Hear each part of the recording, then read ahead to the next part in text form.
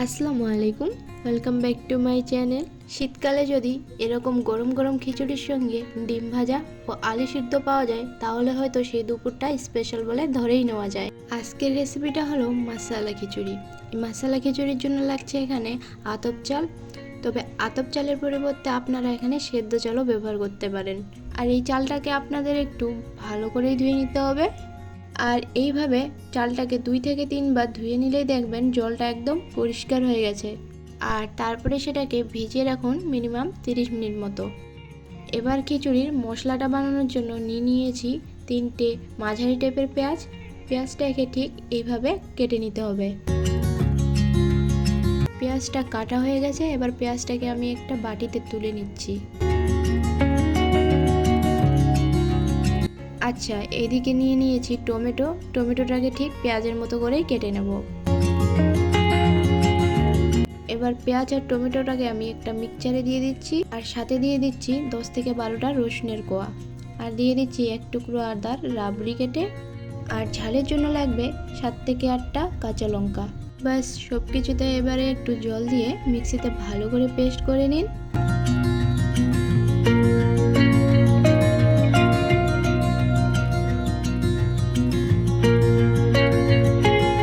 আচ্ছা, এবারে আমি এখানে নিয়েছি 3টে বড় সাইজের আলু, যেটিকে ঠিক এভাবে মাঝখান থেকে 2 ভাগ করে নিতে হবে। আর যদি আপনারা এখানে ছোট সাইজের আলু নিয়ে থাকেন তাহলে আলুটাকে গোটাই ব্যবহার করতে পারেন। এবার এখানে আমার আলুগুলো কাটা হয়ে গেছে। আলুগুলো যাতে না কালো হয়ে যায় সেই জন্য আমি জলে রেখে দেবো। ফাইনালি এখানে ডালটা ভাজার জন্য আমি কড়াই বসিয়ে দিয়েছি, আর তাতে দিয়ে দিচ্ছি 1 বাটি মুগ ডাল। এবারে গ্যাসের ফ্লেমটাকে লো করে 6 থেকে 7 মিনিট মুগ ডালটাকে আপনাদের খুব ভালো করে ভেজে নিতে হবে। 3 থেকে 4 মিনিট পর দেখবেন ডালটা থেকে খুব সুন্দর একটা গন্ধ বেরিয়েছে আর কালারও পরিবর্তন হয়ে গেছে। আর এই সময় দিয়ে দিতে হবে মুসুর ডাল দিয়ে ঠিক একইভাবে 2 থেকে 3 মিনিট এটাকেও ভেজে নিতে হবে। এবার আমি ডালটাকে ধুয়ে নেওয়ার জন্য একটা বাটিতে তুলে নেব। এবারে ডালের মধ্যে ঠান্ডা জল দিয়ে খুব ভালো করে ধুয়ে নিচ্ছি। মনে রাখবেন খুব বেশি ঘষে বা অনেকক্ষণ ধরে ডালটাকে ধোয়ার দরকার নেই, একবারে এইভাবে ভালো করে ধুয়ে নিলেই হবে, কারণ খুব বেশি ধুলে ডালের মধ্যে যে গন্ধটা থাকবে সেটা আর থাকবে না। আর এই পাশে আমি খিচুড়িটা বানানোর জন্য নিয়ে নিচ্ছি একটা হাঁড়ি, তার মধ্যে দিয়ে দিচ্ছি ধুয়ে রাখা আতপ চাল, আর দিয়ে দিচ্ছি ধুয়ে রাখা মুসুর ডাল ও মুগ ডাল দিয়ে এখানে জল দিয়ে দেব। এবার এখানে 1 চামচ হলুদ ও 1 চামচ লবণ দিয়ে ভালো করে মিশিয়ে নিয়ে এটাকে সেদ্ধ হতে দেব। আমি হলুদ ও নুনটাকে ভিডিও করার ভুলেই গেছি। যতক্ষণ সেদ্ধ হচ্ছে ততক্ষণে আমি এখানে খিচুড়ির মশলাটাকে তৈরি করে নেব। তো তার জন্য এখানে আমি সর্ষের তেল কড়াইয়ের মধ্যে দিয়ে দিয়েছি।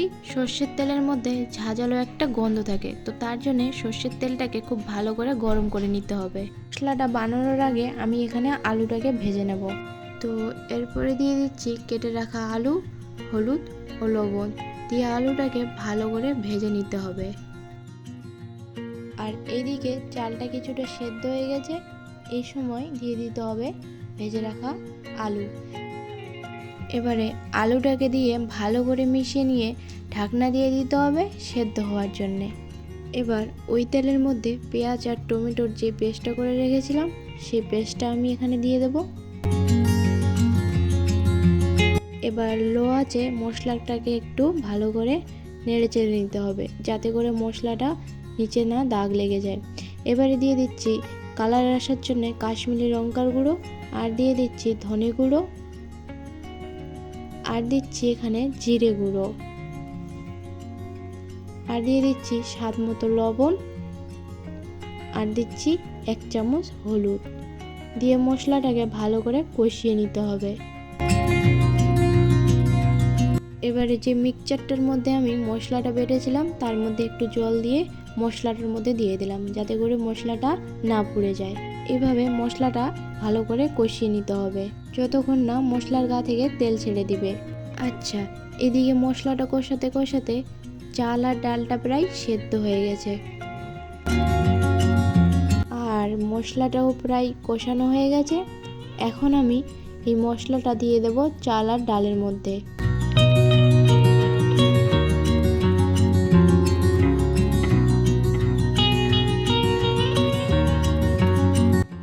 মশলাটাকে দিয়ে চাল আর ডালের মধ্যে খুব ভালোভাবে মিশিয়ে নিতে হবে।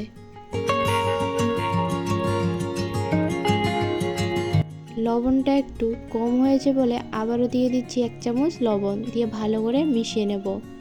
আচ্ছা, ততক্ষণে খিচুড়িটা ফুটতে থাকুক। এইদিকে আমি খিচুড়িতে গরম মশলা দেওয়ার জন্য একটা মশলা তৈরি করে নেব। তো তার জন্য দিয়ে দিয়েছি 2টো শুকনো লঙ্কা, আর সাথে দিয়ে দিয়েছি একটু জিরে, আর দিয়ে দিয়েছি গোটা ধনে, আর দিচ্ছি একটু মৌরি, তারপরে দিয়ে দিচ্ছি দালচিনি ও এলাচ, দিয়ে ভালো করে এটাকে ভেজে নেব। এবারে এদিকে আমার খিচুড়িটা প্রায় হয়ে আসছে। এখন আমি দিয়ে দিচ্ছি যে মশলাটা আমি তৈরি করলাম, সেই মশলাটা দিয়ে ভালো করে খিচুড়িটাকে মিশিয়ে নিতে হবে।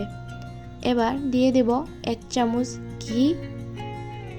ঘিটাকে দিয়ে খুব ভালোভাবে খিচুড়িটার মধ্যে মিশিয়ে নিতে হবে।